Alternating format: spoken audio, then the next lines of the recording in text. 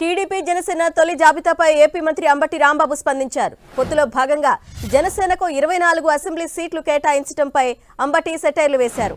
పవన్ కళ్యాణ్ పల్లకి మోయడానికే పనికొస్తారంటూ ట్వీట్ చేశారు అంబటి రాంబాబు. దీనిపై అప్డేట్స్ మా ప్రతినిధి దుర్గా అందిస్తారు. దుర్గా,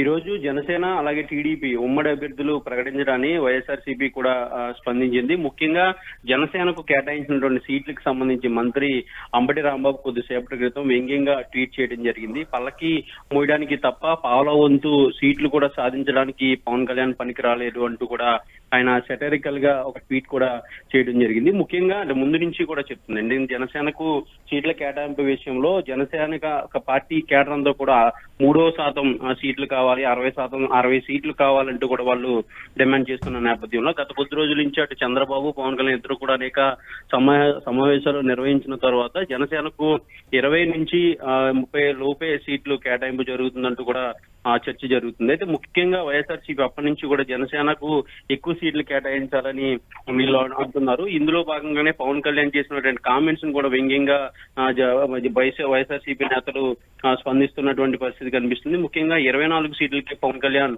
పరిమితం అయ్యారంటూ కూడా వైసీపీ నేతలు చెప్తున్నారు. దీంతో పాటు తన సొంత నియోజకవర్గాన్ని కూడా పవన్ కళ్యాణ్ మొదటి లిస్ట్ లో ప్రకటించలేకపోవడం అనేది కూడా దురదృష్టకరం అంటూ కూడా వైఎస్ఆర్సీపీ నేతలు చెప్తున్నారు. ముఖ్యంగా పల్లకి మోయడానికే తప్ప పావుల వంతు సీట్లు కూడా సాధించలేకపోయాడు పవన్ కళ్యాణ్ అంటూ అంబటి రాంబాబు చేసినటువంటి ఏదైతే కామెంట్స్ ఉన్నాయో కామెంట్ ఇప్పుడు వైరల్ గా మారిందని చెప్పొచ్చు. అంబటి ఒక సందర్భంలో అన్నాడు, జనసేనకి మహా అంటే 20 నుండి 25కి మించి స్థానాలు ఉండవు అని చెప్పేసి. అనుకున్నట్లుగానే అంబటి జోస్యం ఫలించింది అనుకోవచ్చా?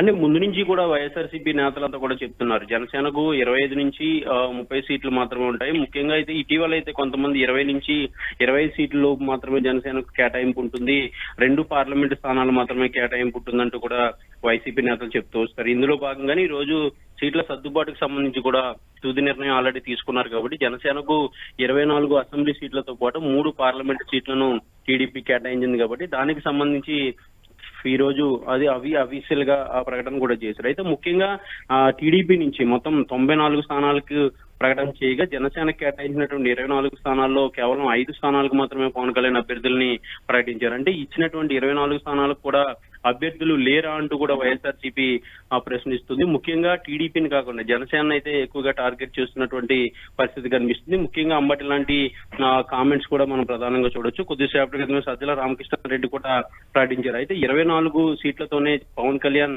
యుద్ధం చేస్తారా మా పైన అంటూ కూడా సజ్జల రామకృష్ణారెడ్డి సెటైర్లు వేయడం జరిగింది. ఇక వీటితో పాటు అంటే ముఖ్యంగా జనసేన కేటాయించినటువంటి సీట్లకు సంబంధించి ప్రకటించినటువంటి అభ్యర్థులకు సంబంధించి మిగిలినటువంటి అభ్యర్థులను కూడా చంద్రబాబే ఖరారు చేయాల్సి ఉంటుంది.